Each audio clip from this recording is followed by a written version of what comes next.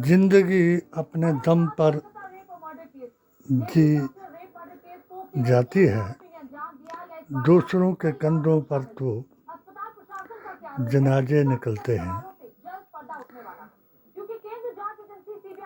जो कब्र, कयामत और मौत से नहीं डरेगा, मुसलमान ही काफिर को काफिर कहेगा, तो उसका जनाजा भी कौन करेगा। आज की खबर से खबरदार, मोदी जी के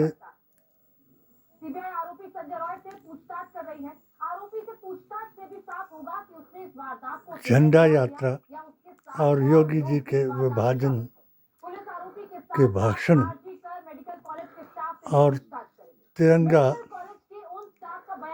यात्रा को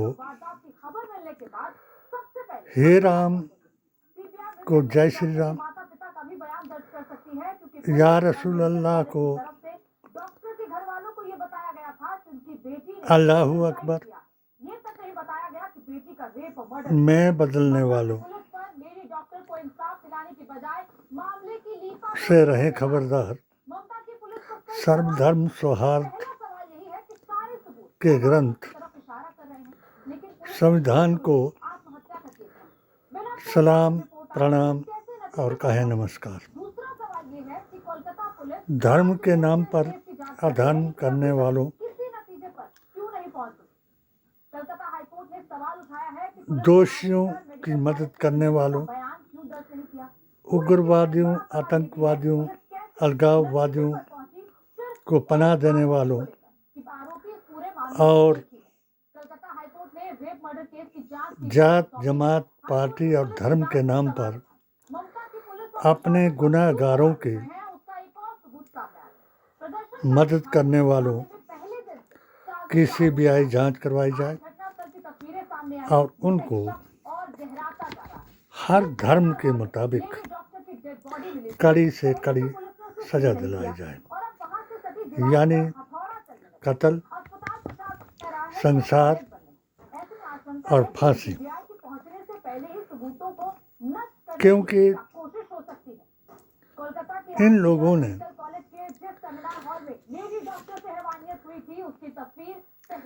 रंग, नस्ल, भेष और पार्टी के नाम पर सत्ता हथियाने के लिए भारत के संविधान,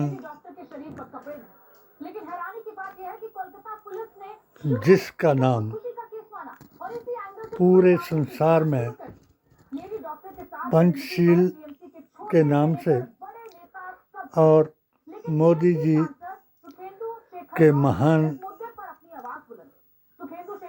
से उजागर किया, मगर इस संविधान में जो समान अधिकार था, चाहे कोई 33 करोड़ भगवानों को मानता है, चाहे कोई 1.25 लाख औलिया इज़ाम की हस्ती के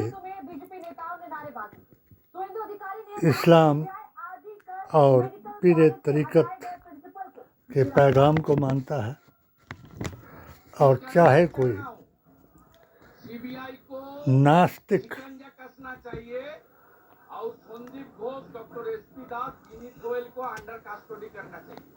कर्म को धर्म मान करके केवल संविधान को मानता है। इसका जब 10 साल में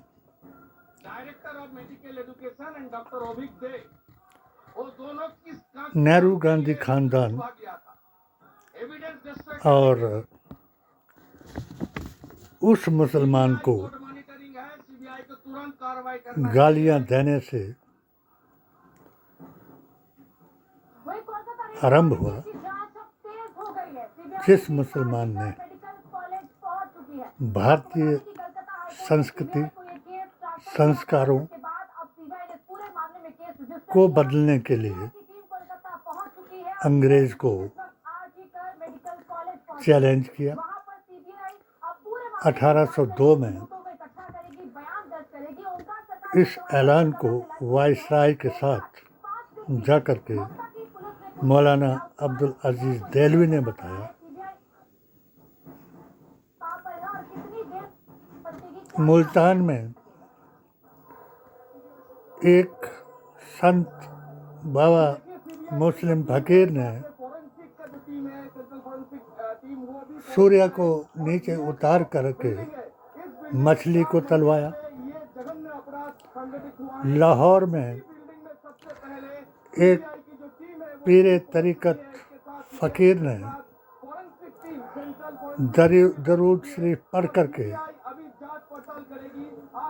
अंग्रेज द्वारा जब बंदूक पर उसकी तस्बीह को हिलाया अंग्रेज ने और पूछा कि व्हाट इज दिस। फकीर ने उसकी पिस्टल के साथ हाथ लगाया कि व्हाट इज दिस। अंग्रेज को गुस्सा आया। उसने कहा this is gun, this can die. और ऊपर एक पक्षी बैठा हुआ था उस पेड़ पर और उस पर मारा और वो चिड़िया जो थी वो नीचे गिर गई। आपने दरूद शरीफ पढ़ा और तस्बीह उस पर फेंकी और वो उड़ गई। यही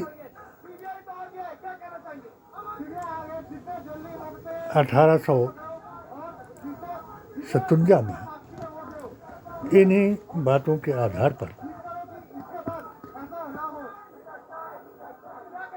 जफर ने आंदोलन चलाया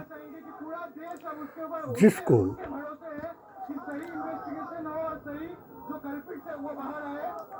कारतूसों में सूअर और गाय की चर्बी बता करके फेल कराया। यही अभियान एक मुसलमान अपने ईमान और अकीदे के नाम पर आगे ले आया। 1925 में अंग्रेज ने हिंदू मुसलमान को प्रधान पद के लिए लड़ाया क्योंकि इन वार्निंगों को देख करके अंग्रेज जान गया कि ये हमको निकालने के बगैर नहीं छोड़ेंगे। तो उसने एक बड़ा तजर्बा आजमाया और एक हिंदू आरएसएस संगठन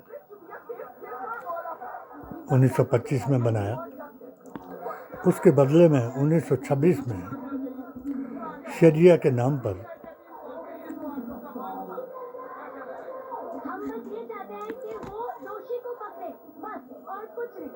जिन्नावादी और वजीफाखोर मुल्लों के शरिया ने इनका मुकाबला करने के लिए हिंदुत्व वर्सेस शरीयत का मुकाबला कराया। मुकाबला 1942 तक सामने आया। महात्मा गांधी ने भारत छोड़ो आंदोलन चलाया। जिन्होंने 1857 में आज़ादी को पीछे किया था उन्होंने आज़ाद हिंद फौज,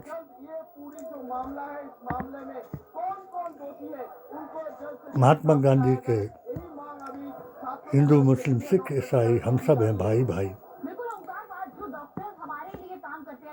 जवाहरलाल नेहरू के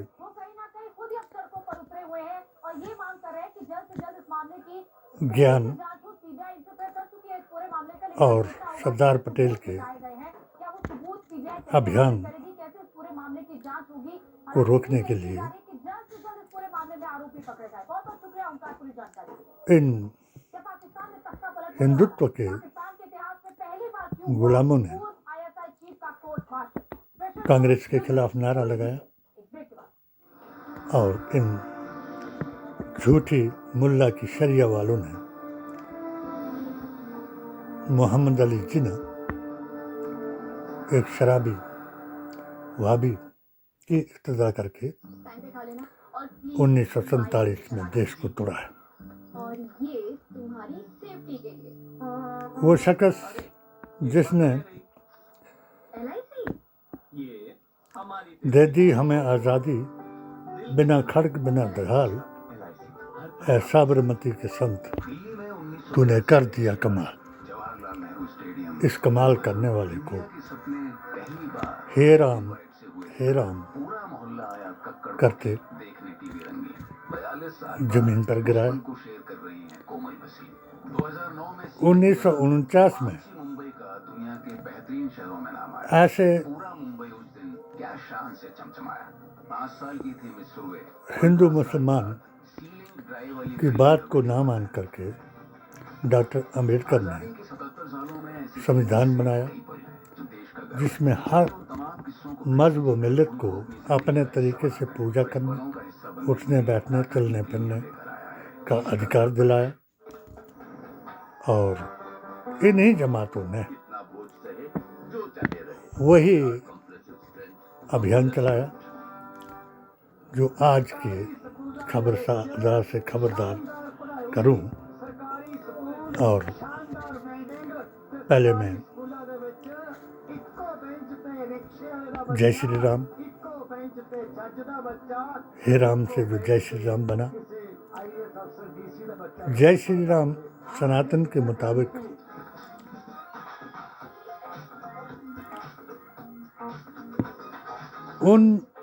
उस हनुमान का नारा था जिसका प्रयोग उसने राक्षसों को, लंका वासियों को डराने के लिए किया।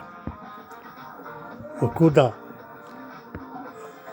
जब वो सीता माता का पता लेने के लिए उसके कैद में वहाँ पहुँचा वाटिका में, तो उसने कहा जय श्री राम।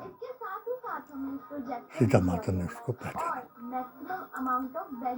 अल्लाहू अकबर किसने कहा कि जिस वक्त अंग्रेजों को डराने के लिए ये जमीयतुल उलमाए हिंद ने एक बड़ा जुलूस निकाला, इसमें कोई शक नहीं, इन्होंने कुर्बानियाँ दी और अल्लाहू अकबर का नारा लगाया और अंग्रेज को डराया। और यहाँ भूल गए कि भारत को नहीं, इन्होंने पाकिस्तान को आज़ाद कराया और मुल्क को दो टुकड़े करके नाअहल की इक्तदा से अखंड भारत को तोड़ करके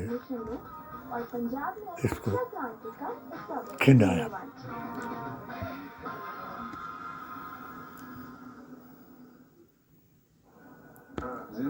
कश्मीर में अलगाववादियों ने पाकिस्तान का नारा लगाया और नौशेरा के ब्रिगेडियर उस्मान ने ये ऐलान कराया कि अगर मुझे इजाज़त दी जाती है तो मैं ज़ोहर की नमाज लाहौर में यही तिरंगा फैला करके पढ़ूंगा।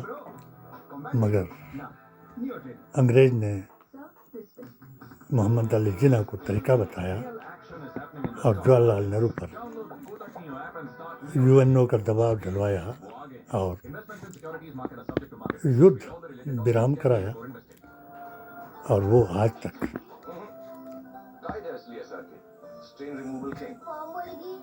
चलता रहा। इसके साथ ही जमातों और पार्टीबाजी ने नफ़रत का पैगाम फैलाया। इस नफ़रत के पैगाम के जवाब में मैंने AISSJ का हसनी, हुसैनी और गौतमी पीरों और ब्राह्मणों से कन्वर्ट हुए मुसलमानों का एक संगठन बनाया और इसका गठन करके अपनी 7 सूत्रीय पेटिशन के जरिए मोदी जी और अमित शाह को बताया कि क्या चाहता है भारत का मुसलमान, मगर उन्होंने इसका उसी लहजे में जवाब दिया जिस लहजे में आज योगी ने भाषण दिया। एक बात उनके भाषण में बहुत अच्छी रही कि हर आदमी को सीबीआई को शिकंजा कसना चाहिए और संदीप घोष, डॉक्टर एसपी दास और जब को अंडर कस्टडी ये अच्छी तो क्या थी, मगर अपने धर्म के लिए उसने सही कहा और बांग्लादेश का नाम लेकर के सुशांत राय उत्तेजना का और आभास कराया। इसलिए 9 तारीख वहां गया था। आरजी कर में Sushant Rai, director of medical education and doctor Abhik De, वो दोनों किस काम के लिए उस दिन सुबह गया था?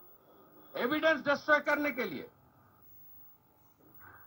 बांग्लादेश में हिंदुओं पर हमलों को लेकर यूपी के सीएम योगी आदित्यनाथ आज काफी आक्रामक नजर आए। यूपी ने आज हिंदुओं पर हमले हुए बांग्लादेश में, इसके बारे में जिक्र किया गया, मगर उसके बदले में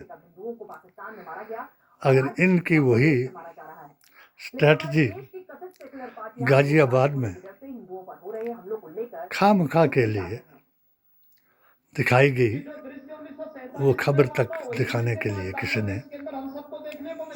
ने साहस नहीं किया। मैंने अपनी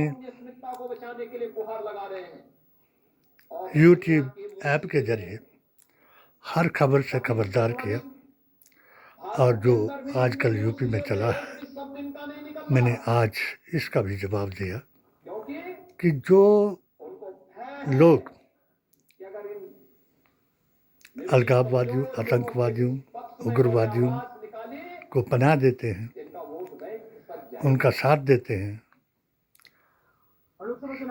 अपनी पार्टी और दूसरे की पार्टी बना करके कईयों को सजा देते हैं, तो मैंने ये निवेदन फिर किया कि अगर मोदी जी महान हैं और अमित शाह उनके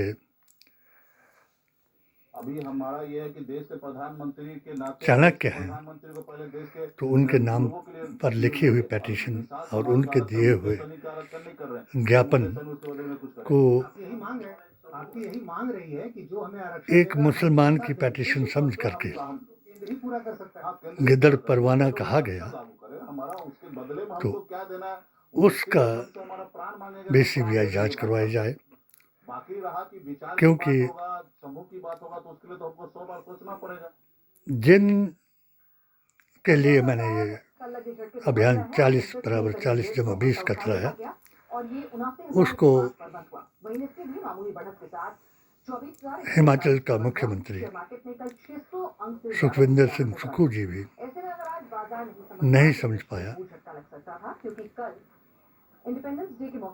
क्योंकि वो जानता था कि यहाँ अगर मैं मुसलमान का नाम लूँगा तो यहाँ तो हिंदू बहुल एरिया है, इसलिए हमने उनकी जनसभाओं में जाने की बजाय गुप्त रूप से अपना पीडीए और एसएसजे का अभियान चलाया, और जब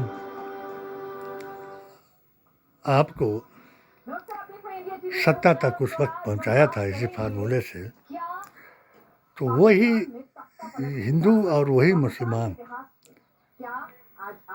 आपके पास सबसे पहले पहुंचा, जिनका मैंने 14 अप्रैल 2024 को अपने स्वागत भाषण में बयान किया, और चिड़िया का बयान किया कि चोंच से वो आग बुझा रही थी और उसको पूछा कि तू कैसे बुझाएगी, मगर उसने कहा कि अगर आग तो बुझ जाएगी, कोई ना कोई बुझा लेगा, मगर याद रखना, मेरा नाम जो है आग बुझाने में हो वालों में होगा और तुम्हारा नाम आग लगाने वालों में होगा।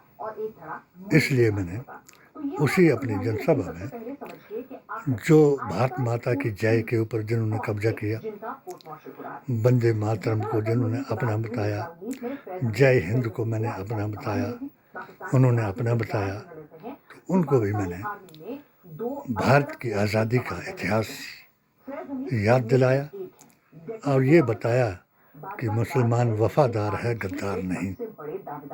अगर वो हजूर की जमात से है तो उसकी जबान से, उसके किसी शरई अहकाम से और उसके किसी दुनियावी काम से देश को, प्रदेश को और उसके इलाके को नुकसान नहीं हो सकता।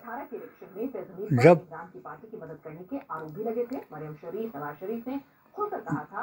सुभाष चंद्र जी ने इनपुट दिया है और कहीं ना कहीं इलेक्शन को विघटित कराया है, किसको प्रभावित किया है।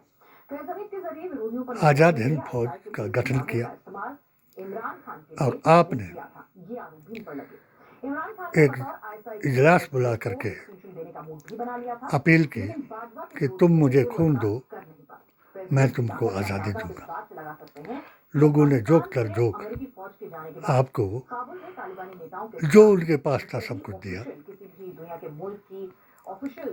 एक बुढ़िया मुसलमान जिसका 18 साल का बच्चा था उसके साथ खड़ा था, वो देखते रहे और बुढ़िया के दिल में ये आया कि मेरे पास भी कुछ देने के लिए होता तो मैं भी कुछ देती। सुभाष चंद्र जी ने उस बुढ़िया को अपने पास बुलाया कि तुम मायूस क्यों हो? कहा मेरे पास देने के लिए कुछ नहीं,